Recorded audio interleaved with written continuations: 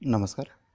मी Rahul Goswami startup उद्योग या प्रशिक्षण कार्यक्रमामध्ये या सत्रात आपल्या सर्वांचं स्वागत करतो. याआधी आपण 11 सत्रांमध्ये 11 वेगवेगळ्या विषयांवर आपण चर्चा केली होती, ज्यामध्ये उद्योगाची संकल्पना शोधणे, संकल्पनेची समीक्षा करणे, मार्केट सेगमेंट ओळखणे, मार्केट साईज काढणे, उद्योग जगतातील वातावरण ओळखणे, स्पर्धात्मक सरशी कशी करावी, त्यानंतर उद्योगाचे कायदेशीर स्वरूप तयार करणे, उद्योगाचे कायदेशीर रजिस्ट्रेशन करणे, इंटेलेक्च्युअल प्रॉपर्टी राईट्स घेणे, वेगवेगळे कॉन्ट्रॅक्ट्स तयार करणे आणि फायनान्शियल स्टेटमेंट समजणे, अशा 11 विषयांवर आपण 11 सत्रांमध्ये चर्चा केली होती. आजचं आपलं जे 12वं सत्र आहे, यामध्ये आपण मॅनेजमेंट इन्फॉर्मेशन सिस्टम समजणे याबद्दल आपण माहिती घेणार आहोत, की कशा पद्धतीने आपल्याला आपल्या उद्योगाचे मॅनेजमेंट जे आहे, म्हणजे याला आपण व्यवस्थापन म्हणतो, ते या व्यवस्थापनाची एक सिस्टम असते. तर ते सिस्टमॅटिक वेगवेगळ्या पद्धतीने कशा पद्धतीने आपण आपला उद्योग जो आहे याचं व्यवस्थापन करावं.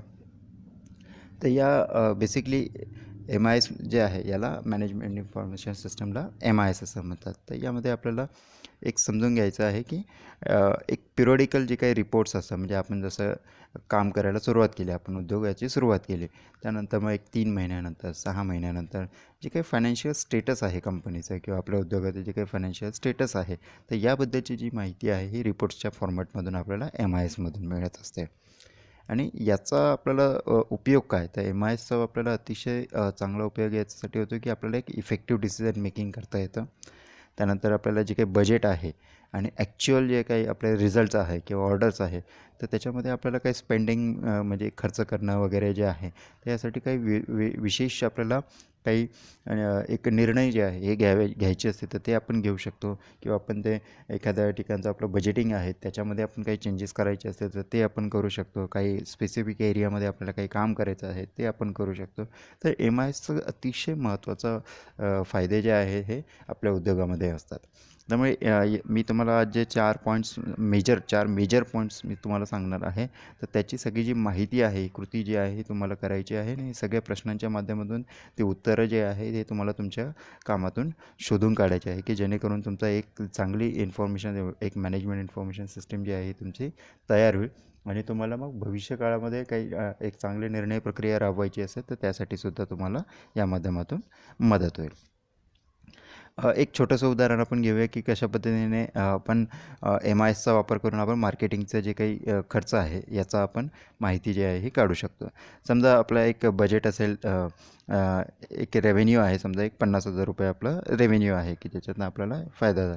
आता याच्यातनं आपल्याला मार्केटिंगसाठी आपण 35,000 रुपयाचं आपण एक बजेटिंग केलेलं आहे. तर यात आपण जसं फेसबुकवर किती खर्च केला आहे किंवा पॅम्पलेटवर आपण किती खर्च केला आहे किंवा एक झोमॅटोवर ॲड द्यायची आहे तर त्याच्यातून आपण किती खर्च केला आहे किंवा करायचा आहे, तर याबद्दलची जी माहिती आहे ही आपल्याला या MISच्या मॉडेलमधून आपल्याला मिळत असते. आणि त्याच्या अगेन्स्टमध्ये जसं आपण समजा फेसबुकवर आपण एक रेव्हेन्यू आपण 50,000 आला, त्याच्यातले आपण 35,000 मार्केटिंग ॲक्टिव्हिटीवर आपण खर्च करत आहोत, तर समजा त्याच्यातले त्या 35,000तले एक 15,000 जे आहे आपण फेसबुकवर खर्च केले, 10,000 जे आहे आपण पॅम्पलेटवर खर्च केले, 10,000 जे आहे आपण झोमॅटोच्या ॲडवर खर्च केले. तर त्याच्यातून मग रेव्हेन्यू किती आला, तर समजा फेसबुकच्या ॲडमधून 50,000 रुपयाचं तुम्हाला रेव्हेन्यू आला परत. त्यानंतर पॅम्पलेटच्या माध्यमातून 40,000चा रेव्हेन्यू आला. झोमॅटोच्या ॲडवरून आपला 70,000चा रेव्हेन्यू आला. तर टोटल आपण जसं केलं तर एक साधारण 1,60,000 रुपयाचा रेव्हेन्यू हा आपल्याला जनरेट झाला. ते एक उदाहरण म्हणून. तर याचा अर्थ आपण 35,000 रुपयाचा आपण खर्च केला होता, त्याच्या माध्यमातून आपण 1,60,000 रुपयाचं हे उत्पन्न हे तयार केलं. म्हणजे एक साधारण आपण 25% रक्कम खर्च करून आपल्याला एक 75% आपण प्रॉफिट जो आहे हा जनरेट केला. तर हे कळणं गरजेचं आहे की आपण नेमका किती खर्च केला आणि त्याच्या अगेन्स्टमध्ये आपल्याला नेमकं किती उत्पन्न जे आहे हे मिळालं. तर याची सगळी जी माहिती आहे ही MISमध्ये मिळत असते, म्हणजे याला आपण मॅनेजमेंट इन्फॉर्मेशन सिस्टम म्हणतो. तर आता आपण बघूया की MISचे की कंपोनंट्स काय आहेत. तर MISचे 4 की कंपोनंट्स आहे, ज्याच्यामध्ये पहिलं आहे बजेट वर्सेस ॲक्च्युअल असतं. त्यानंतर युनिट मॅट्रिक्स असतं. युनिट मॅट्रिक्स म्हणजे हे पर युनिट तुम्हाला काय कॉस्टिंग्स आली आहे तर त्याच्याबद्दलची माहिती काढणं. त्यानंतर तिसरं आहे की की परफॉर्मन्स इंडिकेटर्स असतात, म्हणजे नेमकं आपले काय परफॉर्मन्स आहे कंपनीचा, उद्योगाचा, त्याच्याबद्दलची माहिती. आणि चौथं असतं की समरी ऑफ फायनान्शियल अकाउंट्स, म्हणजे आपले जे काही फायनान्शियल अकाउंट आहे त्याची समरी, नेमके काय डिटेलिंग आपण केलेलं आहे त्याचं ब्रीफ जे आहे हे आपल्याला माहिती करून घ्यायचं असतं. तसे हे 4 की पॉईंट्स हे MISचे असतात. तर पहिलं आपण बघूया की बजेट वर्सेस ॲक्च्युअल्स. म्हणजे याच्यामध्ये आपल्याला काही प्रश्न जे आहे ते आपल्याला स्वतःला विचारायचे आहे आणि त्याची माहिती जी आहे ही आपल्याला ब्लॅक अँड व्हाईटमध्ये लिहायची आहे. तर ही एक प्रकारची कृती आहे. तर यात तुम्हाला सगळ्यात पहिलं प्रश्न स्वतःला हा करायचा आहे की तुमचा रेव्हेन्यू टार्गेट किती होता. तर समजा तुमचा रेव्हेन्यू टार्गेट 1 लाख होता, 2 लाख होता, 5 लाख होता, तर त्याची माहिती जी आहे ही तुम्हाला त्या प्रश्नामध्ये लिहायची आहे. दुसरा प्रश्न तुम्हाला करायचा आहे की तुम्ही नेमकं काय अचीव केलं. समजा तुम्ही एक 5 लाखाचं रेव्हेन्यू टार्गेट ठेवलं होतं आणि तुमचं अचिव्हमेंट जे आहे 3 लाख रुपये झालं. तर ते तुम्हाला तिथं डिटेल लिहायचं की नेमकं तुम्ही काय अचीव केलं.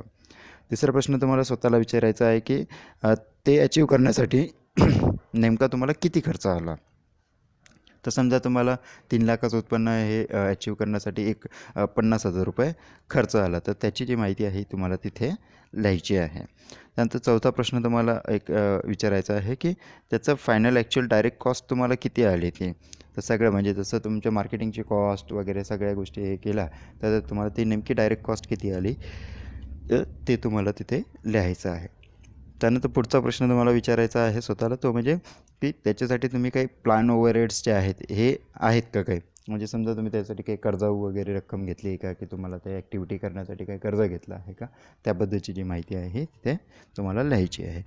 त्यानंतर तुम्हाला प्रश्न विचारायचा आहे की तुम्ही नेमका कशासाठी खर्च केला, की नेमके तुम्ही काय ॲक्टिव्हिटी केली. जसं मी तुम्हाला एक मार्केटिंगचं उदाहरण सांगितलं की फेसबुकवर खर्च केला, पॅम्पलेटवर खर्च केला किंवा झोमॅटोच्या ॲडवर खर्च केला.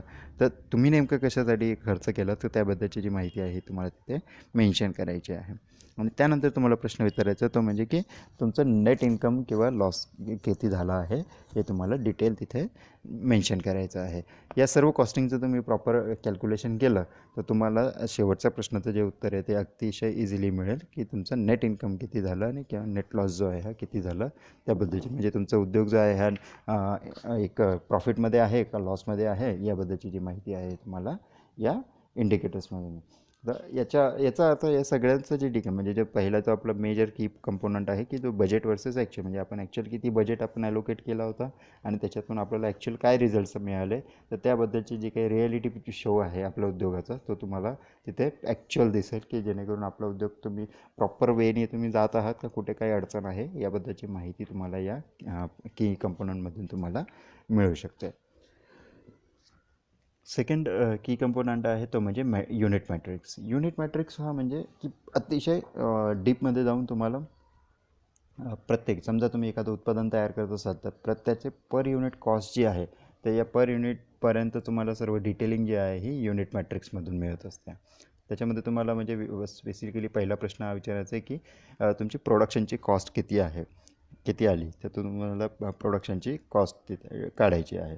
त्यानंतर मग तुम्हाला कॉस्ट ऑफ डिस्ट्रीब्युशन किती आली म्हणजे लॉजिस्टिक्ससाठी आहे किंवा ते एखादा माल एका ठिकाणावरून किंवा तुमच्या गोदाममधून तुम्हाला कस्टमरच्या प्लेसपर्यंत पोहोचवण्यासाठी वगैरे असे जे काही खर्च आले लॉजिस्टिक्सचे त्याच्यामध्ये ट्रकचा खर्च, टेम्पोचा खर्च किंवा इतर जे काही खर्च आहे ट्रॅव्हलिंग्सचे वगैरे तर ती कॉस्ट तुम्हाला किती आली तर त्याबद्दलची माहिती जी आहे ही तुम्हाला तिथे मेन्शन करायची आहे.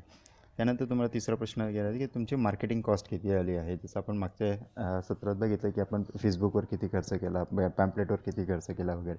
तर त्याबद्दलची जी काही मार्केटिंग कॉस्ट होती ती तुम्हाला किती आली हे तुम्हाला मेन्शन करायचं आहे.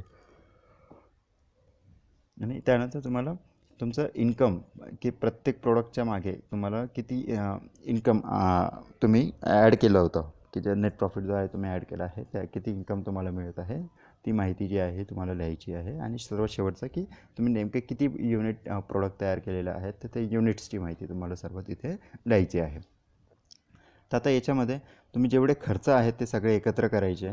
पहिले 3 प्रश्नांची जी उत्तर तुम्हाला सांगितलं आहे ते सगळे खर्च जे मार्केटिंग कॉस्ट आहे, डायरेक्ट कॉस्ट आहे, प्रोडक्शन कॉस्ट आहे, ते डिस्ट्रीब्युशन कॉस्ट आहे, प्रोडक्शन कॉस्ट आहे, सगळ्या कॉस्ट तुम्हाला इन्क्लूड करायच्या आहे. तर तो तुमचा झाला ॲक्च्युअल एक्सपेन्स. त्यानंतर तुम्ही पर युनिट किती प्रॉफिट तुम्ही ठेवला होता किंवा किती इन्कम तुम्ही ठेवला होता त्याचं तुम्हाला तिथे डिटेल जे आहे हे करायचं आहे. आणि मग त्यानंतर तुम्हाला सर्व इन्कम वजा खर्च तुमचा खर्च किती झाला आहे आणि तुमचा इन्कम किती झालं आहे हे सगळं वजा केलं तर तुम्हाला पर युनिट कॉस्ट जी आहे तुम्हाला त्या ठिकाणी मिळत असते. म्हणजे अतिशय मायन्यूट लेवलला प्रत्येक पर युनिट लेवलला तुम्हाला काम जे आहे हे करायचं आहे की जेणेकरून तुम्हाला कळेल की एका युनिट मागे आपल्याला नेमकं किती प्रॉफिट होतं आहे. तर समजा तुम्हाला एक ₹1,00,000 तुमचं रेव्हेन्यू जनरेट झालं, पण एक ₹30,000 तुमचा खर्च झाला, तर ₹70,000 हा तुमचा नेट प्रॉफिट झाला. आता समजा तुम्ही त्या ₹1,00,000च्या रेव्हेन्यूमध्ये तुम्ही साधारण एक 500 प्रोडक्ट तुम्ही बनवले असतील, तर 1,00,000 भागिले 500 केले तर साधारण एक आपल्याला फिगर मिळते की एक आपल्याला 2,000 प्रोडक्ट जे आहे हे आपल्याला मिळतात. तर 2,000 युनिट आपले जे आहे हे तयार झाले. तर त्या 2,000 युनिटच्या मागे पर युनिट जो प्रॉफिट आहे समजा तो तुम्हाला कॅल्क्युलेट करायचा असेल तर 2,000 भागिले ₹1,00,000 केले तर तुम्हाला त्याच्यामध्ये मिळेल की आणि खर्च त्याच्यातून वजा केला तर साधारण तुम्हाला ₹80 जे आहे हे तुम्हाला पर पर युनिट जे आहे प्रॉफिट जे आहे जनरेट झालं. तर अशा एक अतिशय युनिट लेवलला अतिशय मायन्यूट लेवलला जाऊन कॅल्क्युलेशन जे आहे ते आपल्याला करायचे आहे की जेणेकरून आपल्याला कळेल की प्रत्येक युनिट मागे आपल्याला किती खर्च जे आहे आपल्याला मिळत असेल आणि त्याचा उपयोग करून आपल्याला एका ऑर्डर मागे पर ऑर्डर आपल्याला किती प्रॉफिट होतो आहे हेही कळत जाईल आणि त्या पर ऑर्डरसाठी आपल्याला किती खर्च आपल्याला लॉजिस्टिक्सचा वगैरे खर्च येतो आहे तेही कळत जाईल. तर असं सगळा जो एक बेनिफिट आहे जो एक ॲक्टिव्हिटीज जे आहे ते आपण केल्या तर आपण अतिशय मायन्यूट लेवलला जाऊन आपल्या उद्योगाचं आपण इन्स्पेक्शन जे आहे हे करू शकतो. त्यानंतर तिसरं आहे की परफॉर्मन्स इंडिकेटर. तुम्हाला नेमके जे काही कस्टमर ॲक्विजिशन कॉस्ट जी आहे ही किती येते आहे तर त्याबद्दलचं आपल्याला डिटेल जे आहे KPIमधून मिळत असतं. याच्यामध्ये बेसिकली आपल्याला जे आपण मार्केटिंगची परफॉर्मन्स आहे कंपनीचा तो त्याबद्दलची जी माहिती आहे हे आपल्याला या माध्यमातून मिळत असते. समजा तुम्ही ₹1,00,000 तुम्ही मार्केटिंगच्या याच्यावर खर्च केला आणि तुम्हाला 2,000 ग्राहक हे जे आहे हे मिळाले तर 1,00,000 भागिले 2,000 केले तर साधारण तुम्हाला कळेल की एका कस्टमर ॲक्विजिशनसाठी तुम्हाला ₹500 हा खर्च आला आहे. तर एक कस्टमर ॲक्विजिशन करण्यासाठी तुम्हाला तर त्यावेळी आपल्याला ज्यावेळी कळतं की एक कस्टमर आपल्याला मिळवण्यासाठी ₹500 खर्च आला तर हा खर्च आपण कसा कमी करू शकू की जेणेकरून आपल्या नेट प्रॉफिटमध्ये वाढ होईल आणि आपला जो एक एक्सपेन्स आहे तो आपला कमी होईल. तर त्या याच्यामध्ये डिटेल म्हणजे मार्केटिंगचं ॲनालिसिस करणं नुसतंच मार्केटिंग करणं हा भाग वेगळा की कुठं कुठं आपल्याला खर्च करायचा आणि कुठं कुठं आपण तो ॲक्टिव्हिटी करायची आहे. पण ती ॲक्टिव्हिटी केल्यानंतर जो रिझल्ट आहे म्हणजे 50,000 खर्च केल्यानंतर तुम्हाला किती नेमके कस्टमर मिळाले आणि प्रत्येक कस्टमरच्या मागे आपल्याला किती खर्च आला आणि त्यानंतर त्या समजा 2,000 कस्टमर्स आपल्याला मिळाले तर त्या 2,000 कस्टमर्सनी नेमकं किती खरेदी केली तर एका कस्टमर ॲव्हरेज तुम्हाला किती आला तर समजा ते ₹1,00,000 त्यांनी एक 10,00,000चं त्यांनी समजा खरेदी केली तर 2,000 भागिले 10,00,000 भागिले 2,000 एक केलं तर एक ऑन ॲन ॲव्हरेज तुम्हाला कळेल की ₹5,000 जे आहे हे प्रत्येक कस्टमरने एक खरेदी जी आहे केली आहे ज्याच्या ₹5,000ची खरेदी प्रत्येक कस्टमरने केली आहे आणि तो कस्टमर आपल्याला ॲक्वायर करण्यासाठी खर्च आला आहे ₹500 म्हणजे 10% हा आपल्याला फक्त कस्टमर ॲक्विजिशनसाठी खर्च आला आहे. तर तो खर्च आपण जेवढा मिनिमाइज करू तर तेवढा आपला नेट प्रॉफिट जे आहे हे वाढत जात असतं. आणि त्यानंतर सर्वात महत्त्वाचा शेवटचा चौथा पार्ट तर म्हणजे की फायनान्शियल अकाउंटची जी समरी आहे तर ती आपल्याला बघणं हे गरजेचं आहे. म्हणजे जसं तुमचा हायरिंगसाठी किती खर्च आला किंवा तुम्हाला एखादी बर्निंग रेट म्हणतो म्हणजे समजा तुम्ही ₹2,00,000 तुम्ही उद्योगामध्ये इन्व्हेस्ट केले होते सुरुवात करताना आणि त्यानंतर मग तुम्ही वेगवेगळ्या गोष्टींवर तुम्ही खर्च केला कसं एखादा मॅनपॉवर तुम्ही हायर केले एखादं मशीन तुम्ही विकत घेतलं काही रॉ मटेरियल विकत घेतलं तर तो तुमचा बर्निंग रेट जो आहे तो तुम्ही जोपर्यंत ज्यावेळी तुम्ही सेटअप करत असता तर तेव्हा तर काही उत्पन्न हे नसतं तर ते सेटअप करत असताना तुमच्याकडे जो काही अवेलेबल फंड आहे तर त्याचा बर्निंग रेट किती आहे तर तो जेवढा कमी असेल तेवढा जास्त चांगलं म्हणजे गरजेच्याच गोष्टी विकत घ्या आणि जेवढा अननेसेसरी जो एक्सपेन्स आहे तो करू नका की जेणेकरून जे आहे तुम्हाला काही पुढे त्रास होऊ शकतो. तर जेवढं तुमच्या हातामध्ये फंड आहे तर त्याचा जास्तीत जास्त तुम्हाला बॅलन्स ठेवता येईल का आणि जेवढ्या गरजेच्या वस्तू आहे जिथे आवश्यक आहे तिथेच खर्च करा. अननेसेसरी एक्सपेन्समध्ये खूप त्रास होतो आणि त्याचा मग पुढे मग कर्जाच्या रक्कममध्ये वाढ होण्याची शक्यता असते.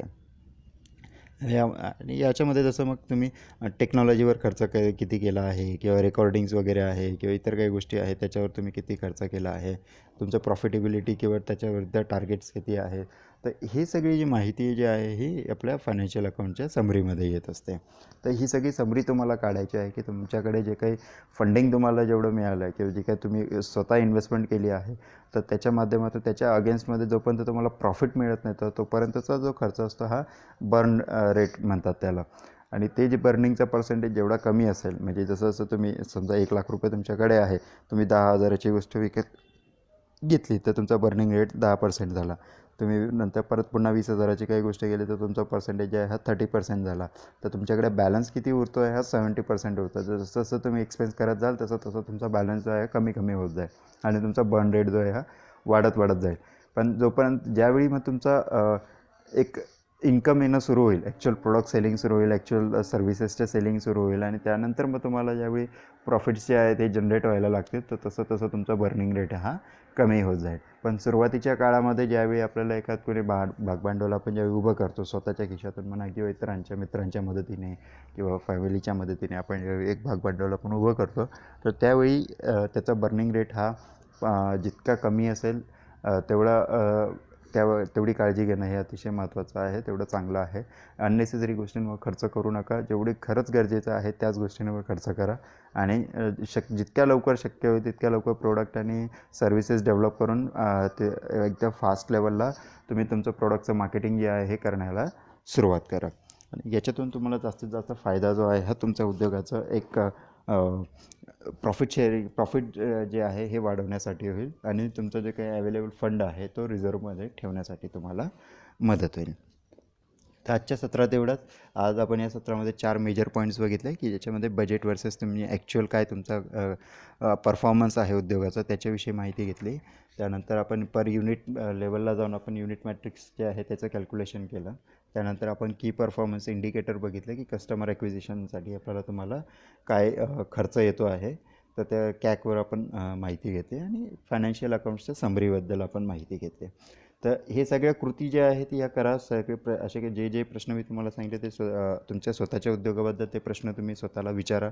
त्याची माहिती जी आहे हे आपल्या हँडबुकमध्ये लिहा आणि एक जेणेकरून तुम्हाला जास्तीत जास्त बेनिफिट जो आहे हा तुम्हाला मिळू शकेल. तर या सगळ्या गोष्टींची तुम्ही जेवढे जास्तीत जास्त माहिती जेवढं जास्तीत जास्त अपडेट तुम्ही कराल तर तेवढा तुम्हाला जास्त बेनिफिट जो आहे हा तो येणाऱ्या काळामध्ये तुम्हाला होऊ शकतो. आणि अतिशय मायक्रो लेवलला जाऊन अतिशय डीप लेवलला जाऊन जे आहे ते तुम्ही तुमच्या उद्योगाचं ॲनालिसिस हे करू शकता. आणि अतिशय छोट्या छोट्या गोष्टींची तुम्ही काळजी घेतली, छोट्या छोट्या गोष्टींची माहिती तुमच्याकडे असेल तर तुम्हाला डिसिजन मेकिंग करायला खूप फायदा होतो.